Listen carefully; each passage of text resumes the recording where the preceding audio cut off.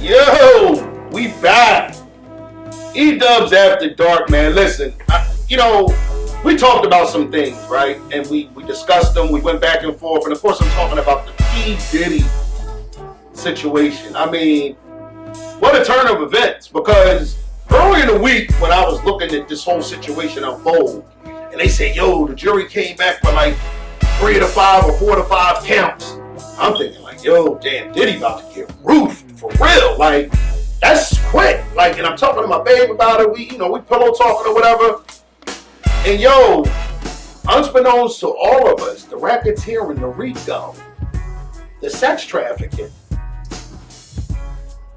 Look at that. He beats, he walks on all of that.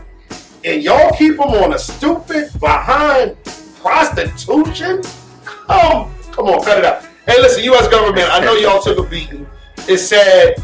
But listen, y'all getting all this information right here on Total Defiant Entertainment. That's E-Dubs After Dark.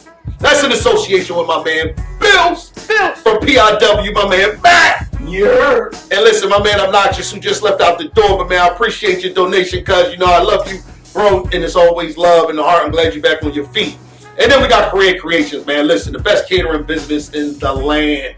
We're about to get some of her crabs and her food today at the cookout. Listen, I can't wait. And y'all know where to reach them. That's on Instagram.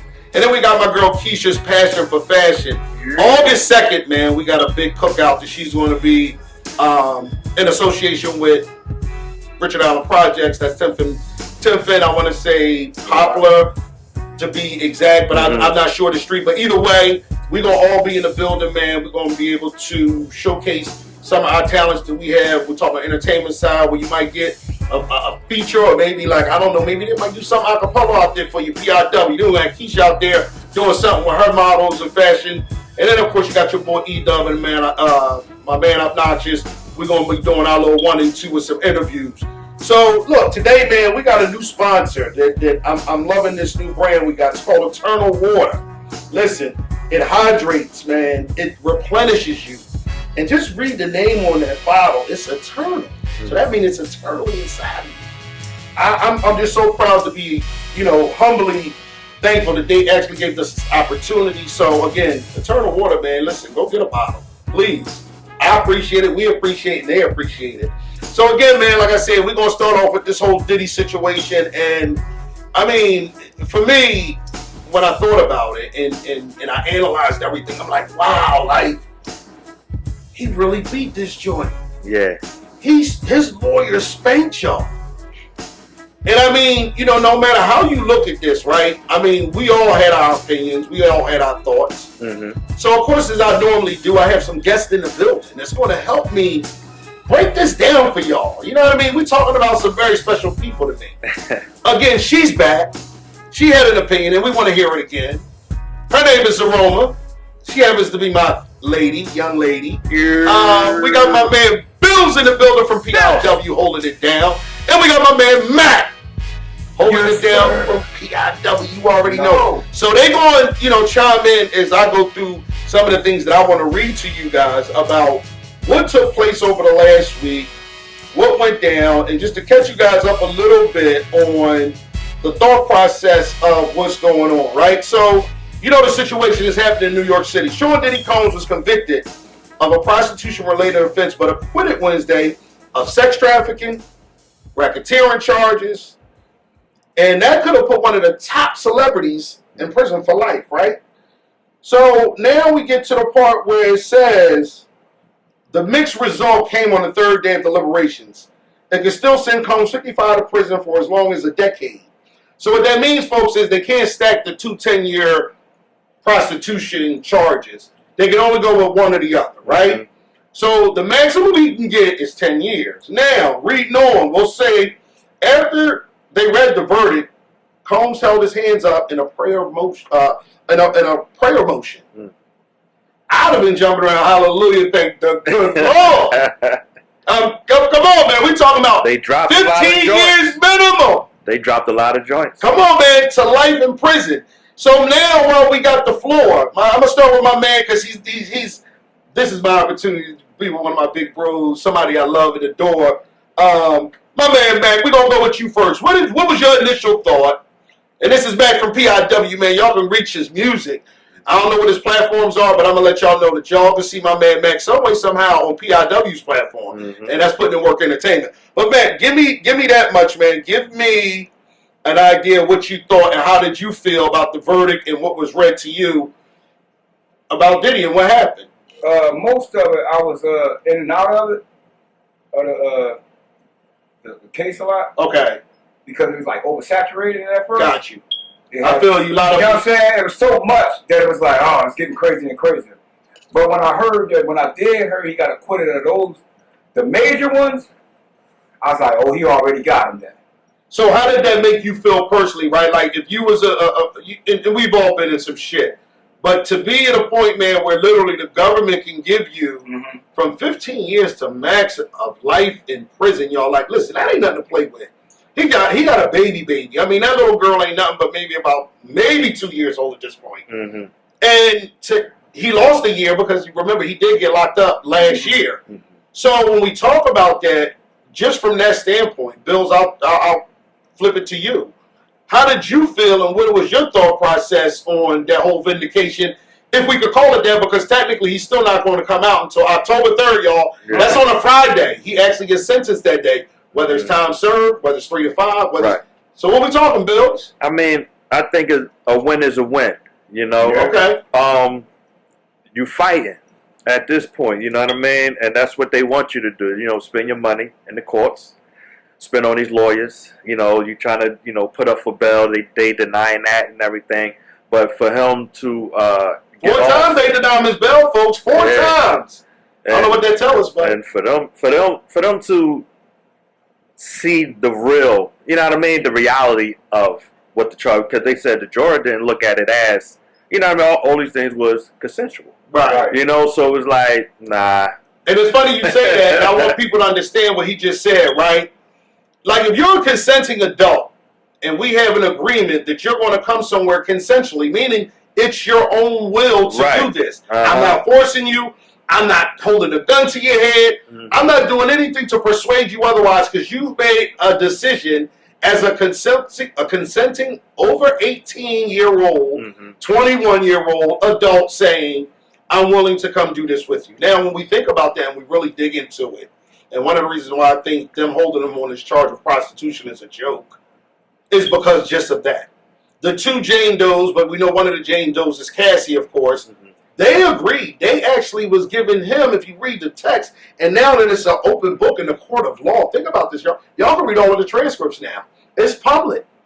The case is over. Yeah. So it's a lot of nasty shit that he did. I ain't gonna front. This boy was, he was on one. Freak body boy. And I mean, I'm talking about where you got motherfuckers that's actually doing a deed on somebody and he want to rub his nipples all in it. Nah, bro, we ain't doing it. He was on something different. But from a cultural standpoint, I'll say this. It's a blessing that we get a black man who's been vindicated. People saw it how they saw it, no matter what you think of those 12 jurors, because now some of them are starting to pop up on national TV syndications, whether it be podcasts, whether it be news syndicates. We're starting to see this. So, Zaroma, I'll ask you, and you have to talk up a little bit because we don't have our mic in the back in the audience this week, so you have to talk up. What was your thought process? How did you look at all of this? And are you, which way did you lean? Did you think he, because you said it last week and everybody knows this, she said some things, but what do you think? Well, I said that there was a possibility he might go to jail and he might not. I was, and which still is the case, technically. So I feel like you said, some things were like consensual. I feel like some things he used. I think he used his power on some things with other people.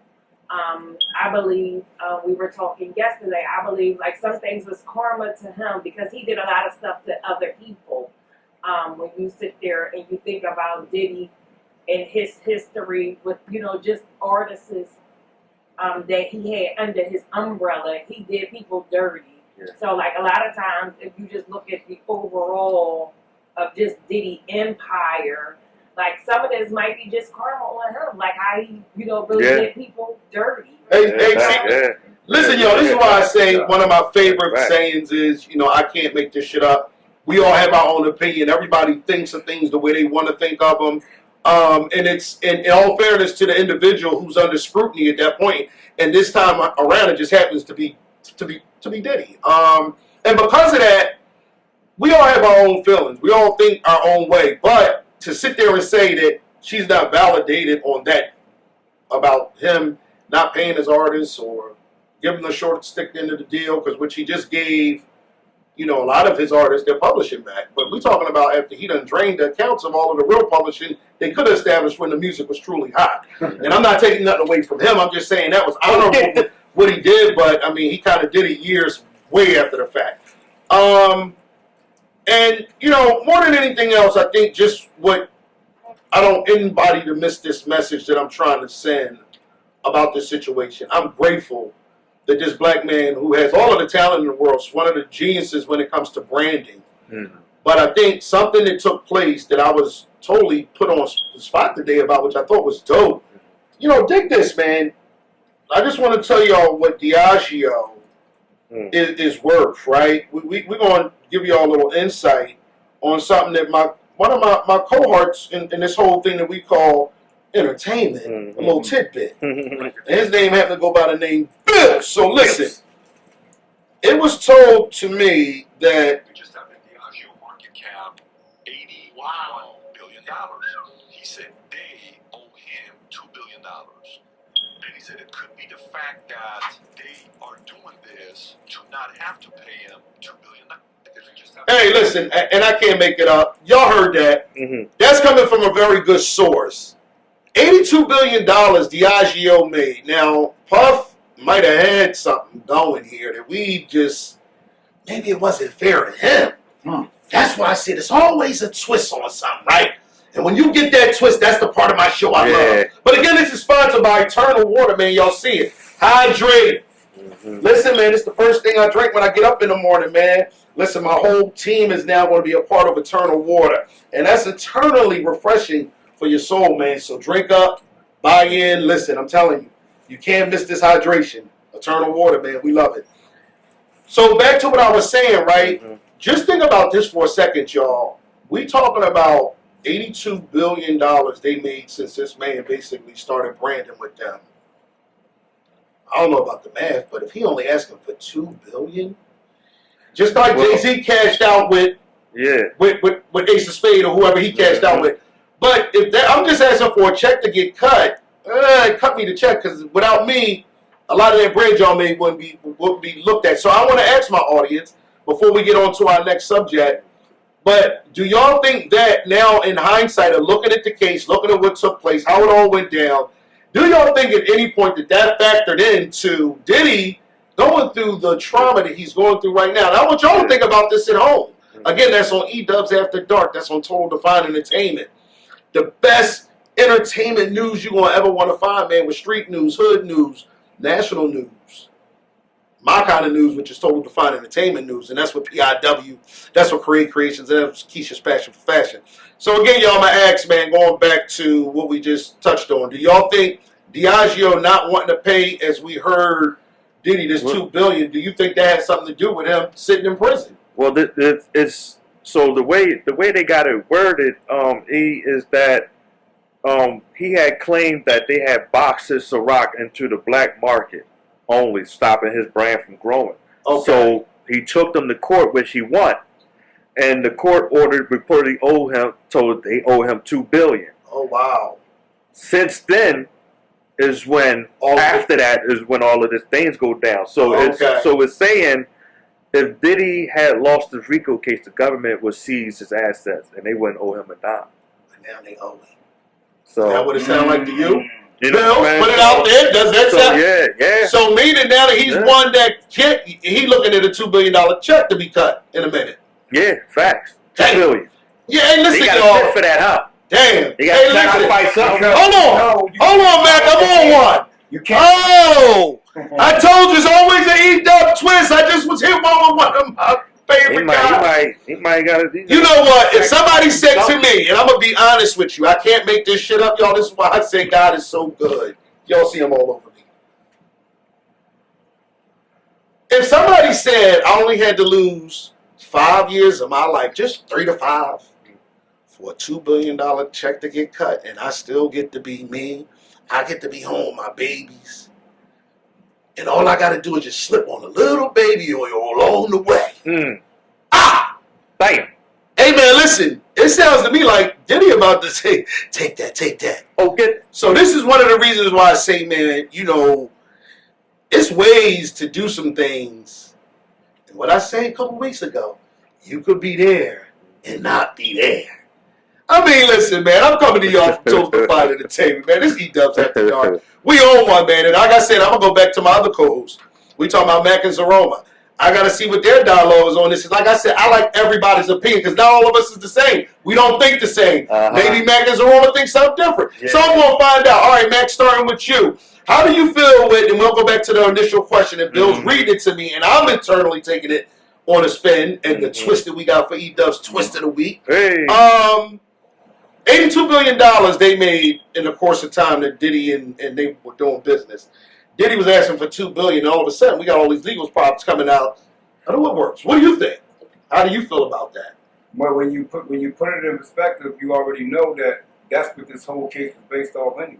Facts. Because you can't bite the hand that feeds you. Facts. Oh my God, he watches the show. I love it. Shit. So when you do all that, they already, and then you remember he was having like saying he had stuff taped. So he was going to blackmail to get his bread. Then they said, oh, that's what you're doing? Because don't no way We're going to take it to a whole that nother type of level. money that they asking for. Any other celebrity that ever had a case and had a bail, and he said, I got it right now. And they denied you that many times. Yeah, They facts. wanted him to sit to make him understand, I don't care how much you made us. We own you, you don't own us. Dang. Hey, listen, that was a gem right there. That was an absolute gem, folks, because I said that. He watches the show. He's part of the team, so I expect him to. But at the same time, We got Zaroma. Chime in. but There at you the go. same time, like you said, we don't own. What you say? We don't own you when you make him sick. No. That's the same thing he did with Sean. When Sean sat for him in jail and did Right, that yeah. damn bid, Yeah. and you sat there and you was like, oh, you made sure like you act like that didn't even happen. Like Sean wasn't even like part of your clique. But you made Sean do that whole bid, and the way you treated him Hey. in jail, Hey. you need to sit and read what you saw. You see how smart my co-hosts are? You see how smart? And I'm just saying that because I'm not just saying that, y'all. I'm telling you. We listen to one another. She just basically saying what she said earlier with the whole karma, right? When he had that shooting back in 1999, him, Jennifer Lopez, going out on the night of a strike, you know, just to do them.